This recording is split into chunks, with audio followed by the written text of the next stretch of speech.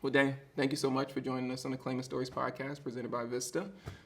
Excited to sit with you today, learn more about you, learn more about Kids of Immigrants, and all the dope stuff you got going on. So thank you so much for joining us. Thank you for having me. I'm excited to be here. Now, I got to message you a little bit about something because when I first met you, you had dreads, you had locks. Yeah. Now the locks are gone.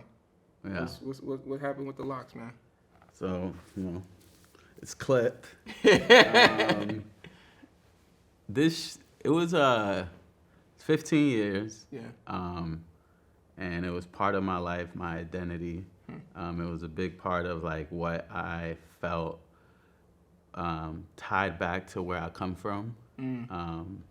And when I say where I come from, not necessarily like my roots, but just like my upbringings and your experience, my struggles,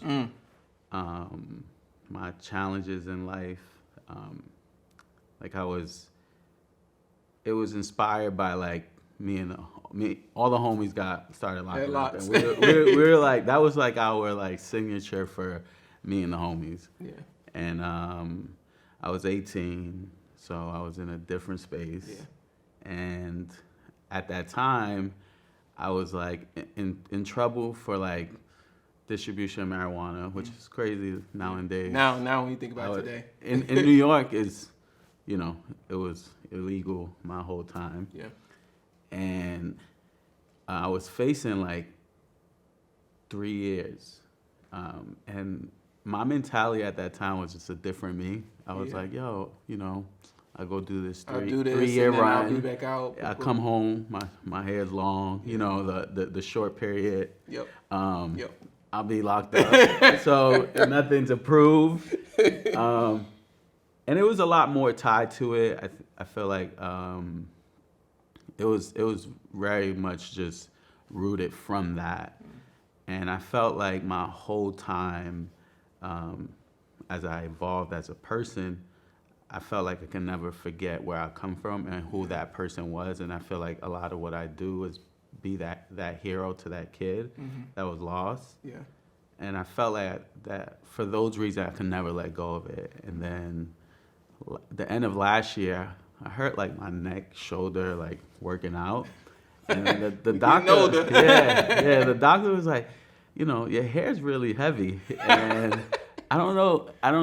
they're like, you have to figure out how you want to like tie it maybe on top of your head so it's not pulling all the time.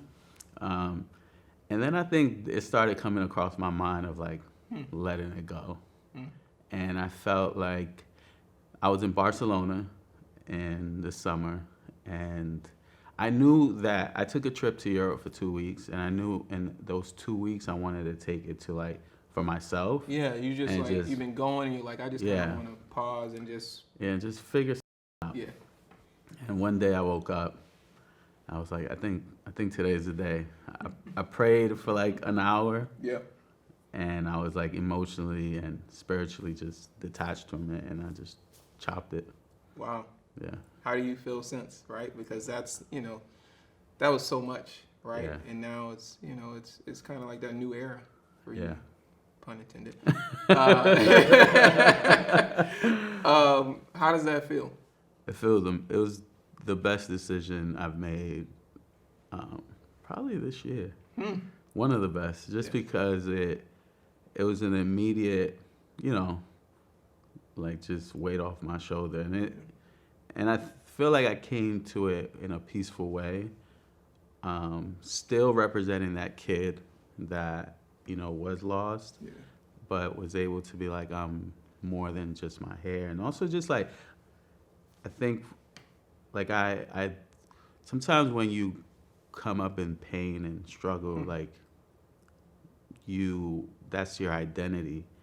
And as much as like pain is not good, it's uncomfortable, and it's something you don't really want to experience, when that's all you're scared to even get out of that struggle. Right, yeah, because it become normal. Yeah, it's like very normal. It's like, oh, I don't want life to be too good because I'm wired to go through pain, to go through struggle. So it's like, it sounds a little silly, but it's like I was scared to like be like, nah, I don't. My life doesn't have to have all these challenges and all this pain tied to it. Yeah. So I felt like letting it go was like, it's kind of, it's just like, why were you holding on to that for so long? But I think I just didn't know how to identify myself. Like, there was so much identity in that. It's like, who would I be if it wasn't for that? Like, so now I feel free. Now you feel free. I think that's super important. Growth, we all have to grow one way or another, whether it's on our own or whether it's through force, because life happens. Thinking about growing up, like you grew up in the 80s in New York, Honduran parents. What's the difference between that kid then and you now? I was born in 88, so grew up in the 90s. You just put like 10 years on me right now. Trying to stay young. He said no. I mean, I definitely grew up in that era. I don't even know what generation I am, whatever. Don't label yourself. I feel like I grew up in Brooklyn and also lived in Jersey when my parents separated, but just grew up as a kid that really didn't have any aspirations.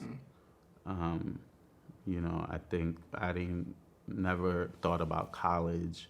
Never thought about anything outside of like, to be honest, my role models were the dope dealers. Because that's who you like, saw, they was on the right? block.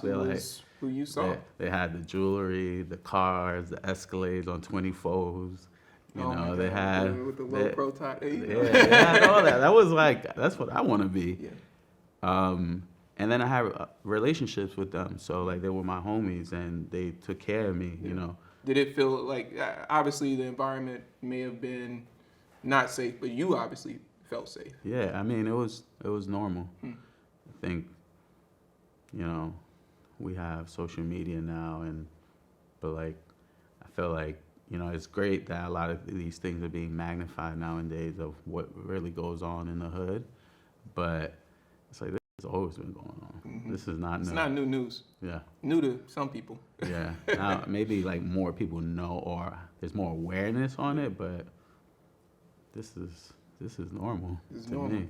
How did you feel like you were a product of that environment at a young age? Like what, outside of, obviously we talked through kind of the marijuana situation, but were there other ways where you felt like this is just me responding to the situation I'm in?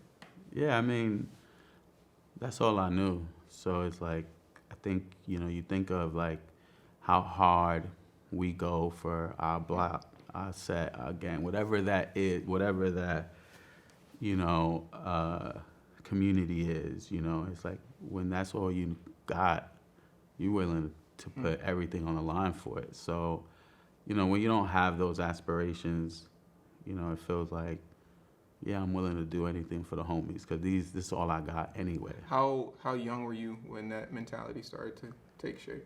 I think it was always there. Like I was always, it's transformed into a whole community and a brand, but I was always about the people around me since I was a kid, and I was the one having all my boys back. Yeah.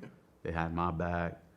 And then, I think as young as like 12, 13, like my first time being arrested by like, just like, and it was just so normal. It was just like, it's almost like you get out and you like got this, your chest. Yeah, you're like, oh yeah, I got that. I got my stripes, but it was like, it was just truly like just being a product of your environment. And I think I always say like, we don't do better because we don't know better. Yeah. So it's like when you don't know, and also when you're not inspired, because someone could be dropping the best life advices, but if I can't connect, I don't know them, they're not in my community.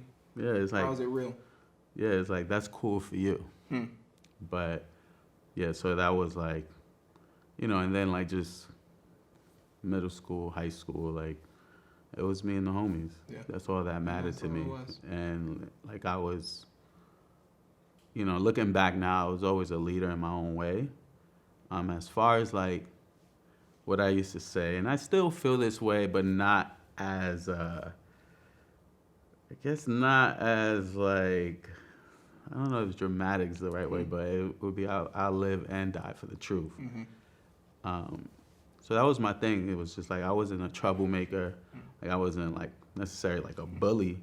But if you go against mine, then that was my reaction. Yeah, you gonna be here. You're not running away from it. Yeah. I would say one of probably the turning points, at least what I started to see in your story, was you were 18 and your sister passed away. Yeah. What do you remember about the impact that had on you? Yeah, I feel like that was ironically the best thing that happened to me. One, I'm in a spiritual space where she's here with me. Like I feel it. Yeah. But I think at that point in my life, I had to really look at myself in the mirror and be like, what are you gonna do with life? What are you about to do about this?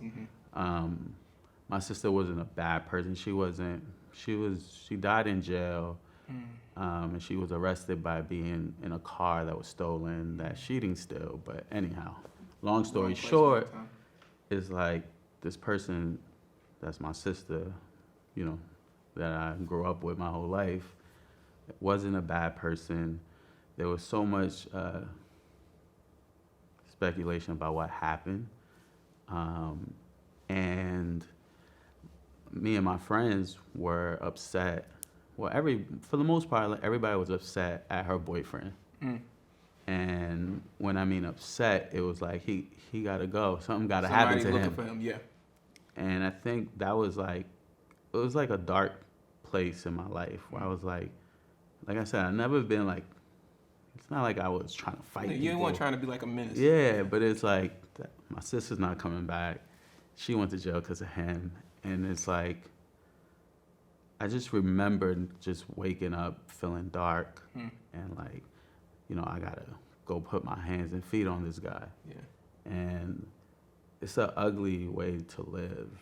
And I know I think I ended up getting locked up for something dumb, like it was trespassing. I was in the projects across the street from my house, and the cops just ran down and they just wanted, that's what I'm saying, all the stuff that goes on with harassment. I wish I knew like my rights in a way, or just knew how to speak up. Right. Cause like they arrested me because I was trespassing. My mom's house literally is here and the projects is here. But basically they were like, if you don't live in the projects, we're arresting you for trespassing. Wow. I went to jail and I was 18. It was still that year after my sister. And I just remember, like, I didn't go into I didn't get processed and I got bailed out immediately by my homie Juan, shout out to him. And I just remember being like, this is my last time ever going to jail. Doing this. Like, I was like, I'm never coming back. Wow. And I didn't know what that meant. I didn't know that was truly going to happen. Yeah, but that was your intent.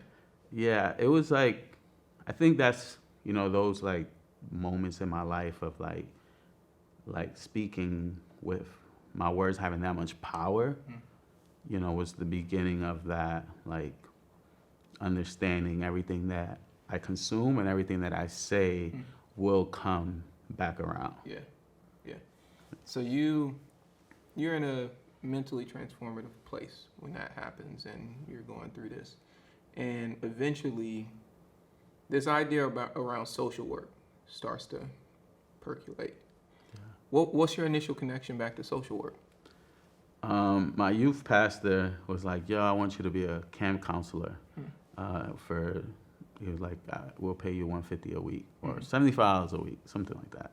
It was like, volunteer work with a little check-in on it. Yeah. $75 when you're broke is amazing. Yeah. Anything. So, yeah.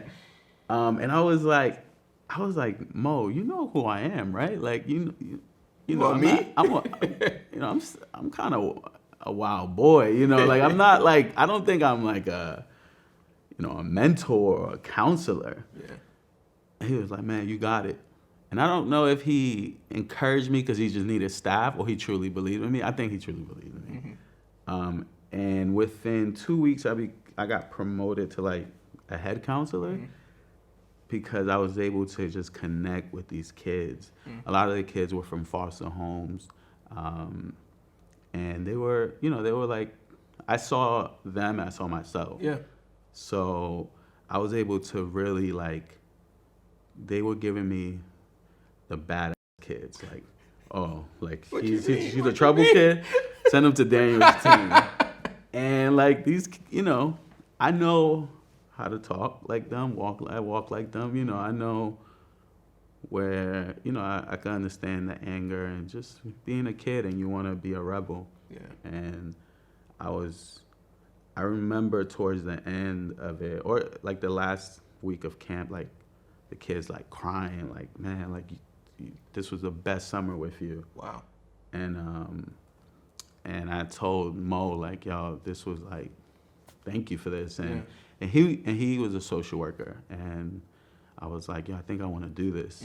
And I think it made me feel purpose. I think between losing my sister and being like, this ain't right. Yeah. My sister is not alive, and she wasn't a bad person. That was kind of like in my heart, because I knew beyond like the crime involved of her going to jail, it's like, yo, this is like the sweetest person in the world. She didn't deserve this. And I felt like maybe this could be a way that I can like play my part to this world, and really not like my sister's name can't go down in vain. Like, it can't just be that's it. Yeah. She's dead, and move on. Yeah. So how did you pursue that? Did you go to school for that? I went to school. I went to LIU at first, Long Island University, Brooklyn campus. My pops was sick of my shit, and he was like, you gotta get out the crib. And then my boy was going to Norfolk State and VA. Yeah. And he's like, bro, I got a suite, you could kind of sneak in here and live with me and apply to school. And I was like, sounds like a win. One, I'm about to be homeless. And two, I could get continue my education. So I moved down to VA. Were you hesitant about leaving New York? At that time, it was just that domino effect of losing my sister. And it was just like, I was so lost as a person, like anything. You just needed. It's just whatever. Like at that point, life felt like worthless a little bit. Wow. It was just like, I don't, I think I started like, that was like the beginning of my drinking addiction. Like, just kind of looking for that escape. I didn't. That's how you were coping with. Yeah, I was all the stuff you were dealing with. It was never like a crazy, like I'm waking up and getting drunk, but it was my way out of reality, especially towards the end of the day. Like, I'm gonna have a few drinks. Yeah, man, a lot of folks go through it though, right? Like, you don't have the tools that maybe you have now, then, and also you're younger, and so you may not be as ready to listen to people and the advice that they might offer. So you go to Norfolk, you do that for a bit, and then do you get into actual social work for a little while? So my last year, senior year, I had to intern for a year. I interned for Virginia Beach Social Services, and that was like amazing, an amazing year to get an understanding of like, first, it was what happened at camp when I was a counselor, and now like, having like these cases where, these kids would literally be like, I'll drop them off to like their daycare or whatever, and they'll be like, yeah, that's my dad. And I'll be like, what? Like, they just like, they latched on. Yeah, they really, I think, when you, at that age, I didn't know what that like thing that I have, that light that I have, I didn't know exactly how to like specify it or talk about it. I just knew I had something that connects to people and connected to the youth and to those kids. And but what I knew was that I couldn't 9 to 5 it. Like, really? What was it about it? Is just too much of the same, or you had other interests? I was working at Nordstrom's as a salesman, shoe sales, and I was making more money than my supervisor because I used to kill him with sales. Making more money than my supervisor at the social work place I was interning at. And I was like, bro, like, it wasn't necessarily about the money, but that was one thing. Like, I'm about to graduate and get paid less than my current job. Yeah. And then two was just like, I'm a rebel at heart. I'm sure I got some versions of ADHD, and I'm like, I can't sit in a desk. I can't just be like in front of a computer. Yeah, like, but I always tip my hat to social workers because I feel like I learned the importance of it and I learned the impact of it. And I was like, I don't know how I'm gonna continue this, but this is something that I'm doing for the rest of my life. I just don't know how. Some way, a part of it is going to be with you in your work as you move forward. Now, as you move forward, you do end up you moved across the country. You end up going to the Bay, I think, right? That's around like 2013 or something like that. Yep. So how we go from social work and here and then Nordstrom's to the Bay? Like, that just seems like a very random thing. I think moving to VA, I got my own apartment there. I was like, oh, I could be a grown up. It definitely was like, yo, I got my own, I think that made me fearless about moving more because the VA step was a big step. Was like, oh, and it's the South, and for me, I learned that Southern hospitality, which was beautiful.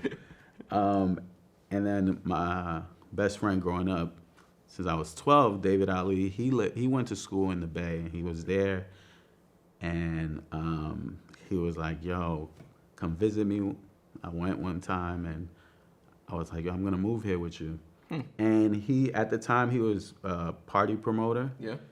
And David's had one job in his whole life. He worked for Lucky Brand when he was like 18, never had a job ever again. He's been on his own entrepreneur, kind of figuring this shit out since he was like 18, 19. And he wasn't really successful. He was just getting by, but it definitely intrigued me. I was like, bro, I was inspired by it. This is somebody I knew my whole life. And to see him being like, bro, I just wake up every day and work for myself and figure out how I'm going to pay my rent. I'm going to get it, yeah. And I just was like, yo, I'm coming. Yeah. Nordstrom's moved me. We lived there for 10 months. And then 10 months later, I was like, bro, we originally wanted to move to LA. I was like, I think it's time for LA. And he was like, yeah, let's do it. Was it just it wasn't fast enough? I think I got comfortable really quick. And I felt like something in my heart was saying, like, this ain't it. And I remember being like, yo, let's move. I was on his couch in the living room. He had a roommate. I told the roommate, like, yo, me and David's going to move out by next month. A week later, the roommate's like, yo, somebody's going to check out the spot. Can I clean it up? And David was like, wait, I'm not ready. Like, we moving too fast. I was like, nah, bro, we out. And we left March 1st, 2014, moved to LA. You moved to LA. Yeah. So when you get there, what ultimately do you decide to get into, right? Because you were more so moving to, like, kind of go find what you was going to get into. So what would that become? I moved March 1st. Nordstrom was supposed to transfer me. The transfer didn't go through. At the time, I told David I had him. Like, I'll pay the rent. I'll figure it out. Like, he would eventually figure it out, but at least I had something that was consistent with a job. So I was like, I got you. On the first day I got there, they're like, the transfer didn't go through, but you could reapply. I remember just like crying in the shower for like an hour because I felt like, why did I do this? I'm the one who like pushed the move, and he's sort of relying on me, and I just felt that responsibility. We moved into an apartment that there was supposed to be a vacant room. When we literally get there, the room's not vacant. And we were like, I'm like, I called my man's like, yo, who's this guy? And they're like, oh, he's gonna move out like in a month. I'm like, what? So it was a lot of mixed emotions. Yeah, obviously. I got my, what is it? The 50, no, whatever, not the retirement thing. 401k? 401k. I was like, yo, I need all of it. They're like, well, you're going to get this penalty. I'm like, yo, I just need it. I need whatever was there. So you just emptied it. I emptied it out. I went into an opening ceremony. I asked for a job. They had me. And then that was like sort of the start of LA. And David, I was coming back from an interview from opening ceremony. He come up to me with some quarters in his hands. This is like a story that, you know, I always say is like, literally had quarters in his hand. He was like, yo, catch this bus with me to Reseda. I want you to meet this girl, Kehlani, I want to work with. I was like, bro. By that time, we moved to Hoover and Pico. I done got banged on a few times. I'm like, you know, I'm not trying LA, like I'm just learning. Yeah, you learning the situations in the pocket. Bus, nah, He's like, it's 7 p.m. Yeah, he said it's like, bro, like I got banged on for wearing like Nikes with a red check. Like, we gotta take our time here. And then he gave me the best friend guilt of like, yo, you gonna let me go by myself? And I said, F it, let's go. And I met Kehlani that day, and they took off, and they brought me along with them. And what capacity did you join that team? Started as a stylist, and then I think that just, not even say evolved. I was just like, it was just me and him. We were the only two guys. I think it was like 8 of us on tour. Her dancers, her photographers, and it was like, yo, first day, yo, can you drive from here to Phoenix? And I'm like, okay. I guess. And we get to the show. It's like, yo, can you help put the stage together? And I'm like, sure. And then all this, I'm styling the two dancers and Kehlani. Mm-hmm. It was 30 shows. They gave me a $1,200 budget for them 3. For 30 shows? For 30 shows for the whole thing. And it was, you know, it was all they had. You know, this is my best friend, and this is like my new, like, you know, Kehlani's fan. Yeah. Like, we really, you know, they brought me along in this, like, more than anything was like this priceless inspiration that I gained from it. I saw the LA dollar in a dream. Like, I didn't see like nothing that was necessarily given to them. Yeah. It was like they were broke. Like, Kehlani would give David $20 to go get a haircut because they had an important meeting, and I'm like, David, I don't got it.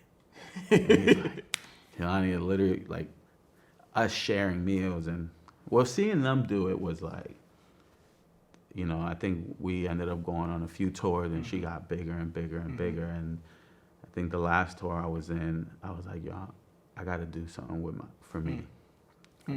I was like, it's just possible, and like, I think I was just like inspired, and I think traveling the country and the world, and seeing and meeting so many different people had to have an impression on you. Yeah. Right.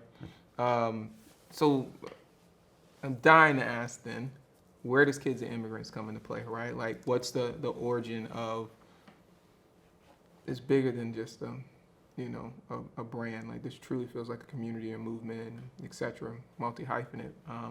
When's that idea start to seep in? I met, you know, my co-founder, Wehleh Dennis, in the Bay, and he was designing leather goods at that time.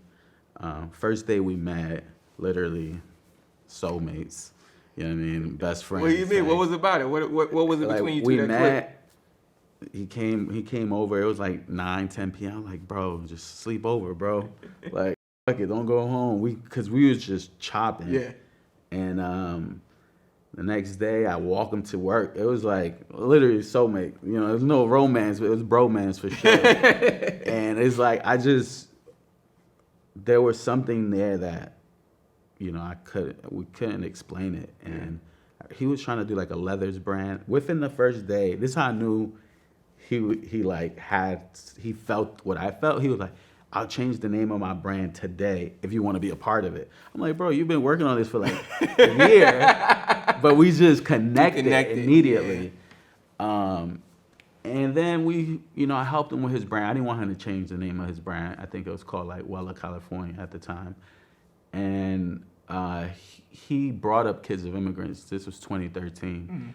And I think at that time, I was working at opening ceremony in Norfolk. I felt like we looked at fashion through like the lens of high fashion. So like Louis and Celine, like we were big Phoebe Philo fans. We were like, man, Phoebe's the best. Yep.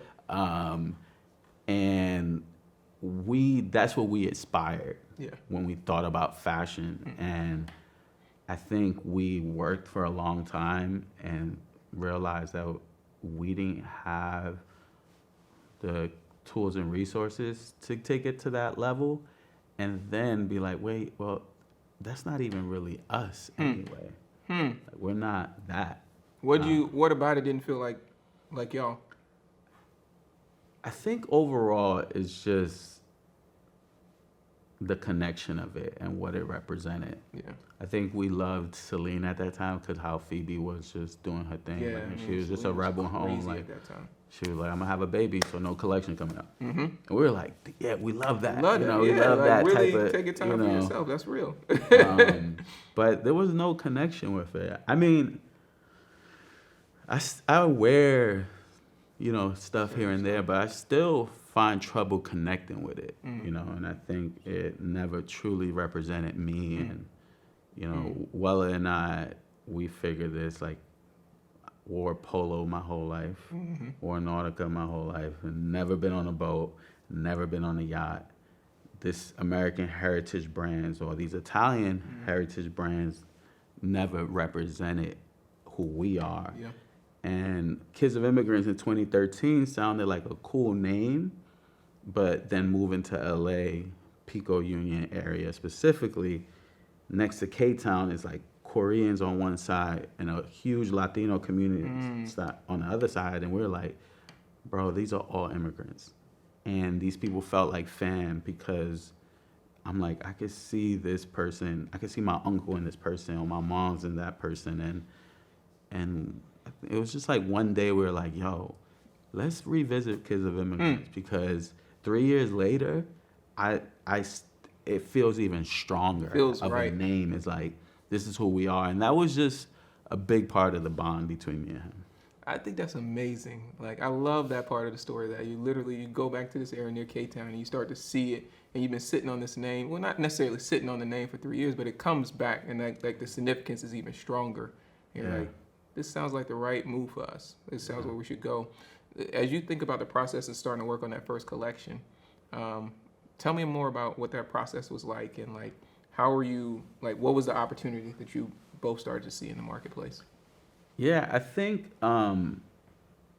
at that time it was like, one, I felt like we were going to represent something that was true to us and that was part of the bond of, even though his parents from Liberia, my parents from Honduras, and how we had so many similarities in the way of our upbringing, because you'll think of someone, a kid of immigrant from Africa compared to Central America, you're like, oh, like these are two completely different people, and we do have our differences, but it was like the connection of the pressure of being first generation and that mentality of, that my pops and Wehleh's pops, like, we're like, bro, they're like the same person. Hopefully one day they'll meet, but just that pressure and sort of that stern, that like stoic, like male figures in our lives of like, man, what I've done for you to be here, I came from this land to a country that I didn't know how to speak the language. I didn't know like my father came to Brooklyn in the 80s with nothing and figured it out. So like, as an inspiration, that's always been inspiration, but a lot of his was like, work hard, and I think what we realized was we don't have the capital, we don't have anything to start this brand, but we were so inspired by the neighborhood that we were like, there's no excuse to not do it.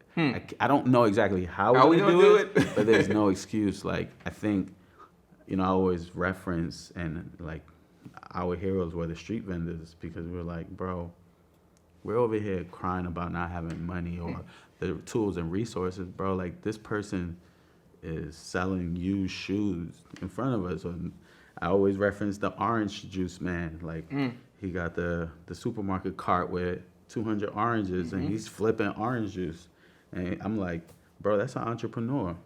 He know his supply chain. He know his demand. He know his real estate. He know what time he got to be here to really make the money he need to make to get by to tomorrow. And I'm like, bro, like, there's no excuse. And we were like, I think, again, making that decision of like, yo, we're gonna do this, regardless of like what we feel like we can't do or don't have the capacity to make happen. Right. We're gonna do it. How'd y'all get creative about like the maybe the supply you use? Wehleh is the most creative person I know. So once I was able to really encourage it to him, like we are each other's soundboard, and he started making it.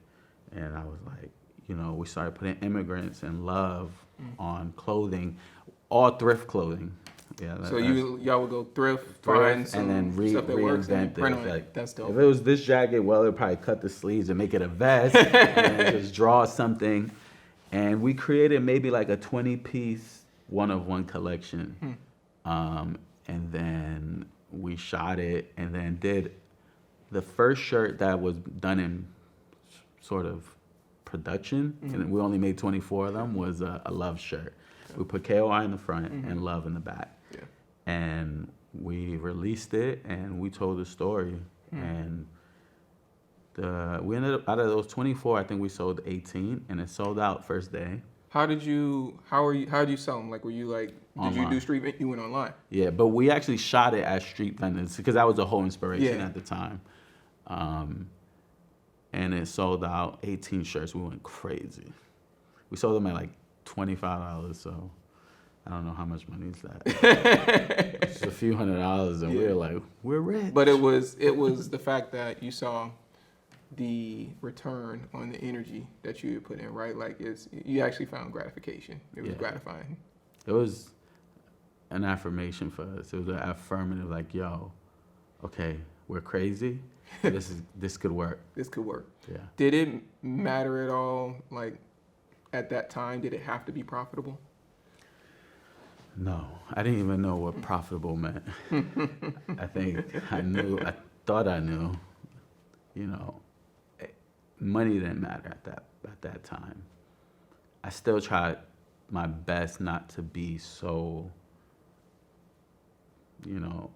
Wehleh says it best. He says, you're not a businessman, you're a man that does business. And I keep that with me at heart because, it's like what they say, money just kind of dilutes.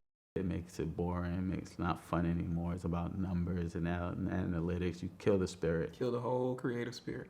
Yeah. Yeah, it gets bogged down in processing data. You gotta have a balance, right? You gotta have the balance.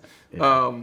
Now, thinking about your brand and also thinking about the time in our country in 2016 and in the world in general, LA is well known as a place where migrants settle and form communities.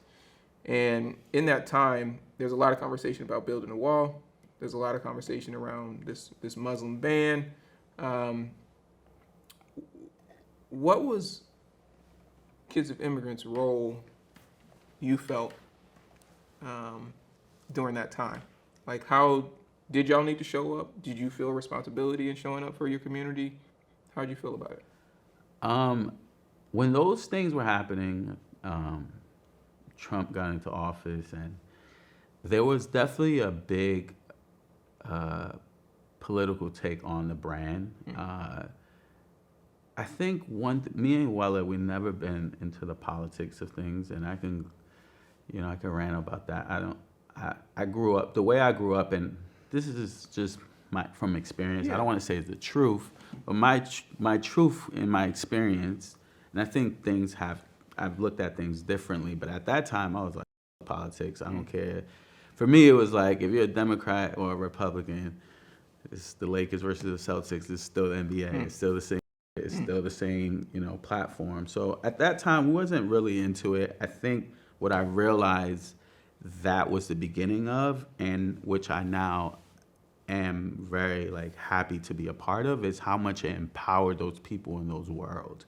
Like, if you are taking a stance against anything that's going on, and then this shirt or this brand and this movement is empowering you, I love that. You know, that's, I think we all have different ways to, like, what I say, you know, like, make this world a better place in our own unique way.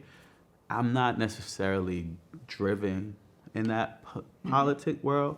I think the way I came up was like, I don't care who was the president, like, that never helped me. It never really impacted That my never, like, my I don't day-to-day. care who the president was. And I think for me, it was about what am I gonna do to help me, and what are we gonna do as people to help us? Like, I think the term "support your friends," which is one of our big slogans, was that. Like, I don't give a fuck about who's not supporting us. I care about who's supporting me and making something happen with them. So for me, the external kind of like politics of things wasn't, especially 6 years ago, I was much younger, and, you know, I was a little more like, I don't go.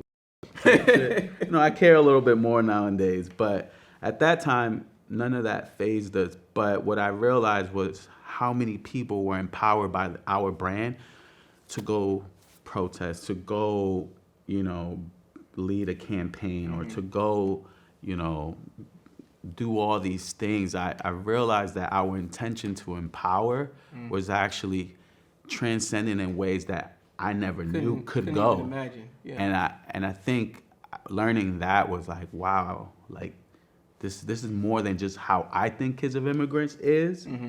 This is like someone who doesn't care about fashion being like, you know, I'm in this space to change the world the way I know, and wearing your shirt empowers that. And I was like, that's tight. That's tight.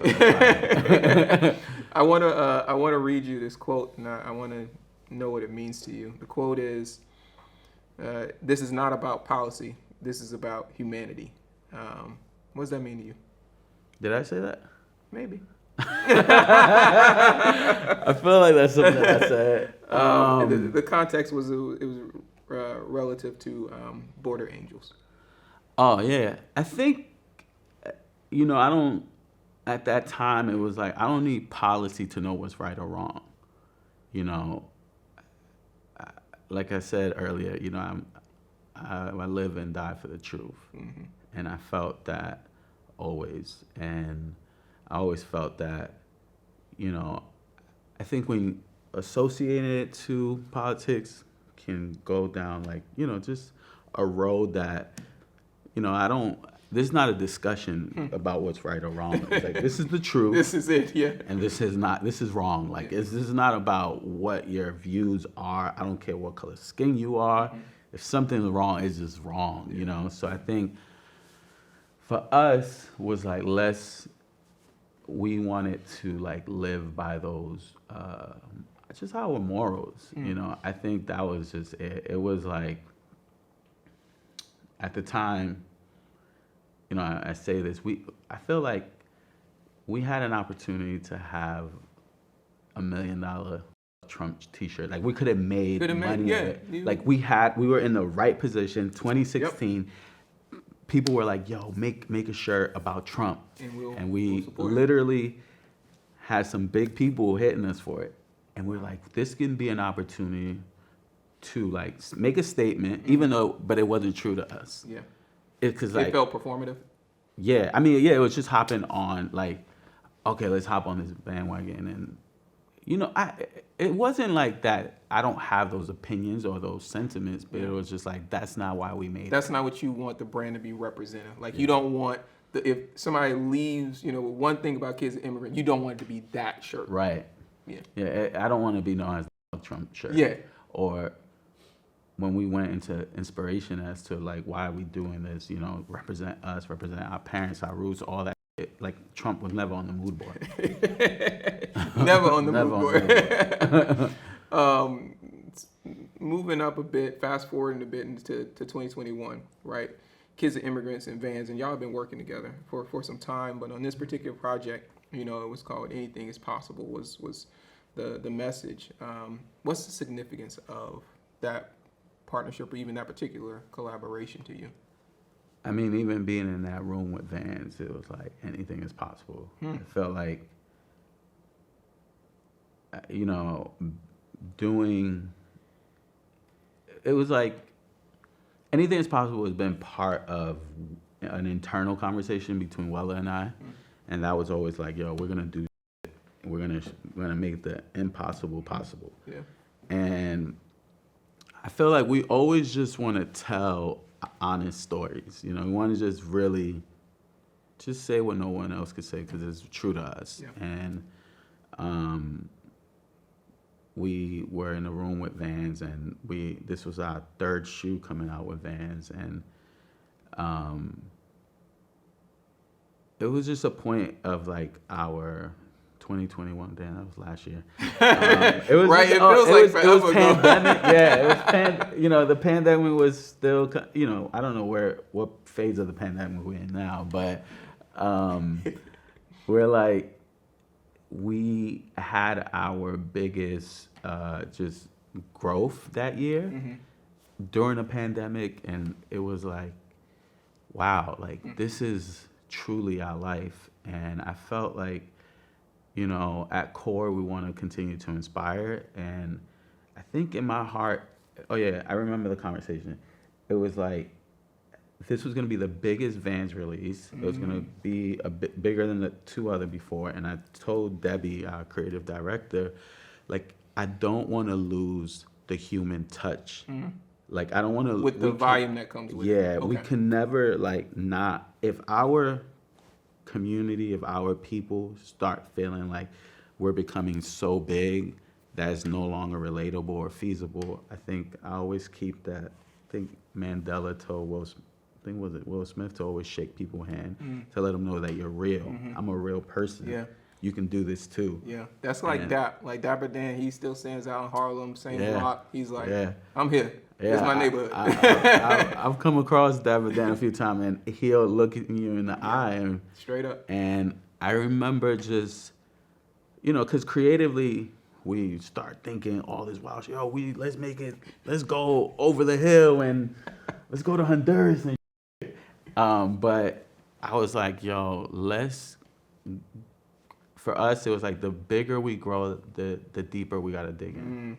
And we wanted just to truly connect it to like the people who we represent, and never lose. I think at that point, we've been growing, so the brand has grown into people that maybe don't connect to it. Maybe they like it because it feels a little bit like trendy or whatever it is. It's like, all that is cool, but we never want to lose touch with why and those people that matter. Speaking of like, digging deep and staying connected, that shoe, kind of described as like a Chinese laundry bag inspired insole with this yellow reminiscent of like household lamps, right? Yeah. What was the intention of the story behind that you wanted to get across?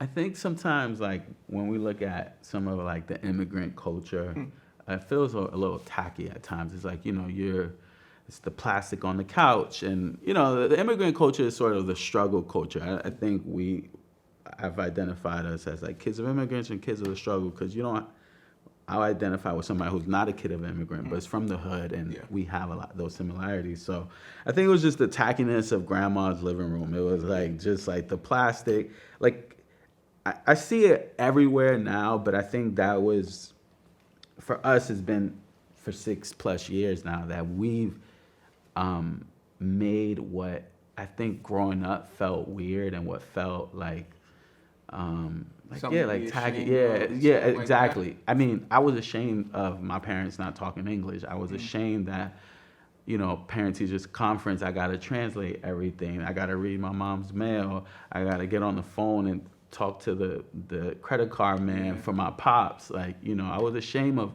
all those things, the food we ate, the ass whoopings we got. It was very immigrant, for us. And I think when I started the brand with Wehleh, we were just owning in on getting our power back. Yeah.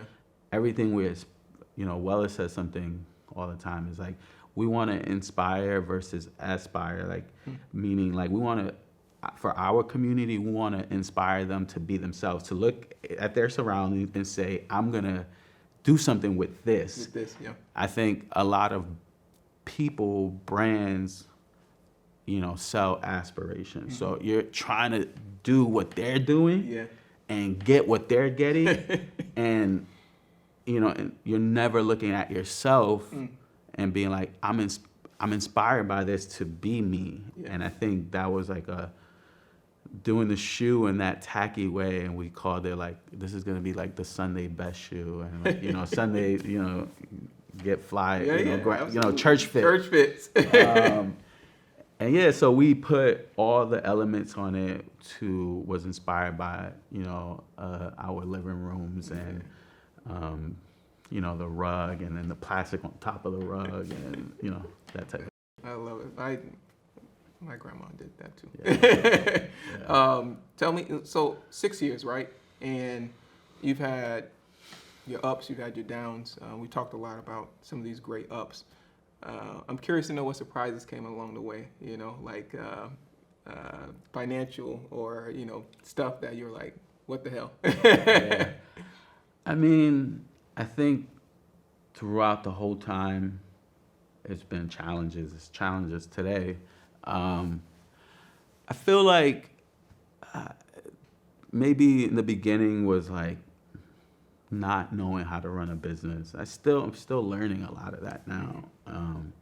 So when you say profitable, it's like, I thought we were profitable. I remember like being scared to pay my taxes the first 2 years because I was like, we made this amount of money. I'm looking at my Shopify. I'm like, but in actuality, that's all gross. Like, we made nothing. We're in the negative.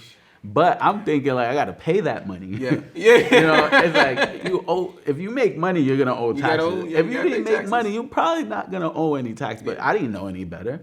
I just saw a number. And I assume like I got it just because you know what you hear, Yeah, and I don't know. And I think we literally had to dissolve the first LLC, which was like year 2 or year 3. And restart the company internally. No one knows about this. Yeah. Everybody just sees the Instagram. Yeah, you see, with everything on social, like, they always see us up. And I remember just like, it was tough. Like, it was tough for me. It was tough for the team. It's like, to everyone's defense, is like, bro, we're not making any money. Like, how do we continue this? We see the impact, and I think we learned, like, we're cultivating this community, but community will not always equal numbers and profits. Yeah. And it's this priceless thing that you're doing out of your heart. And then when it doesn't equate to money, it's not supposed to. Yeah, and those things don't. It's not always something that connects. Oil and water, right? These are two separate things. Yes, they can overlap, but it's not a given. Right, it's not. So it was hard because we knew how much we were investing in that part of, like, that was just our passion. We knew we wanted to continue. I remember, like, we donated like 5 G's to inner city arts in year 1 to this art program in LA. My boy David Ali was like, bro, you don't even got 5 G's in your bank account. You're donating it? You got to help yourself first before you help anyone else. I just said it in his voice, but and I was like, I didn't know any better. It's not that I didn't know any better. It was just like, bro, I'm just doing out of my heart. You're just doing what I feel is right. Like, you're not, I don't know any other way to do this. Yeah, it's like, this is why I'm doing it. It's not necessarily for the business. I do have a vision, and I do want a family one day and have, nice things. But, so, kind of having to dissolve the first company and restart the company, and being like, here we go again. Let's try this again. And then I felt like it started working. It never really stopped working. It was just money. It was just money wasn't working. You're just talking about operational capital. It was still strong. Yeah, it was still like people were like, "Man, love what you're doing." I'm like, "Yeah." And then we just started over again, and I think we started trying to figure out how to make it a thing more. I think learned a lot. I think then, you know, it didn't really pick up. I don't want to say it picked up after that, because it had its moments. It was definitely growing, and then I think when the pandemic started, and then this George Floyd moment and the Black Lives Matter movement just went. That was like a weird. It's crazy because it's like this was like my ego at the time. I felt like going in my lane, and when I say that, it's like brands and people and artists, like everybody, like, yo, buy this. We're and about this charity. This, yeah. And I was like, oh, because we're about this life. We're about the people. You know, but the truth is that was an amazing thing that people started shifting. You know, some for performance, and I'm not here to judge why you did it, but at least there was some, hopefully, people benefiting off of this, whether it was performance act or whether it was a genuine act. Yeah. And I think my ego was more like, wait, we've been doing this for 4 years, like, and I think we took a break, the team, and then when we came back, we're like, yo, we see all these brands like literally narrative shifted. Everyone's like, oh yeah, we're donated to the workers over here, to this organization over there. And when we came back out, after taking like a 2-3 months break, like biggest collection ever. And I felt like our community and our people were like, this is cool, but these are the people they've been really doing this who's work. been doing it for years. And we just never, like, not that I hate it, but it's just like, I don't ever like to say I'm doing charity work. I'm not ever doing anything. It's not donation based. We're not a nonprofit. Like, to be honest, like, knowing the laws of life, you know, what I give, I receive 10 times more. So it's like, I don't ever feel like, oh yeah, I'm this person who's doing good. And it's like, bro, I got some morals and some principles. This is just straight. You know, I say this, like, I saw a lot of people doing all this work. And I'm like, bro, I met you before. You're not a kind person. You're not a nice person. So that made me feel like for us, it was never about that. You know, it was never about trying to perform. It was like, this is who we are as people. This is what we wanted to do to help our own. Yeah. And represent ourselves. We're not out here trying to get on and do this for the news, do this for, you know, celebrity clout, like none of that. Yeah. You know, but yeah, there definitely was a lot of that during that time. It was good. You know, I think looking back, and I was quickly I was like, man, like, at least hopefully someone's benefiting off of this. There's a community organization benefiting off of this shift. And I think for us, we were encouraged to keep doing what we're doing. Like, actually, let's put the pedal to the metal now. Let's really go hard. Because I think I felt that even though people were crossing to this lane of like social impact with brand marketing, we felt 3 years ahead of the game at that time. You had already had all the equity. We were like, I mean, y'all doing how we started, so we learned so much. Yeah. By now, this year 4, we're going to year 4. I got 4 years of experience of like how this works and not work. Yeah. As you think about the evolution of the brand and the company, you know, and even yourself, how do you feel like you've grown throughout all of this? Man, I think that's like the number one thing. I've grown so much that if there was no KOI tomorrow, I'll be so grateful that I was able to trust myself, gain trust in myself, gain trust in my thoughts and my beliefs. And I think in the past year, going to therapy, like, also, the sad thing about going to therapy for me was that I only went because my girl told me that you'll be a better leader at work if you go to therapy. I didn't do it for my personal You shit. first. You did it They're for you like, second. oh, I'll be a better like leader at work. Cool. Like I'm prior to therapy, KOI was the number 1, 2, and 3 priority. Then maybe me and my family and friends after. So when I went, yes, it made me a better leader at work, but it made me realize so much about myself, which then goes into work, personal relationships, and so on. But me wanting to be the best person I can be in my position for Kids of Immigrants is really what, motivated a lot of the growth for me. And like that, you got to keep growing. I think, this year, this is kind of personal. I don't really talk about this, but like was my first year being like, I've been saying this for a while, but like the drinking, you gotta stop.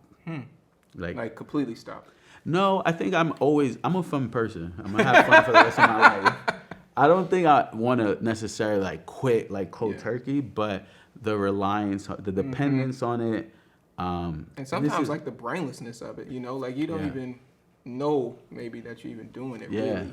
And that's how it's been for me. Because, again, it's never been like I'm going to wake up and just, start pounding beers. But, like, it's always definitely been a crutch for me.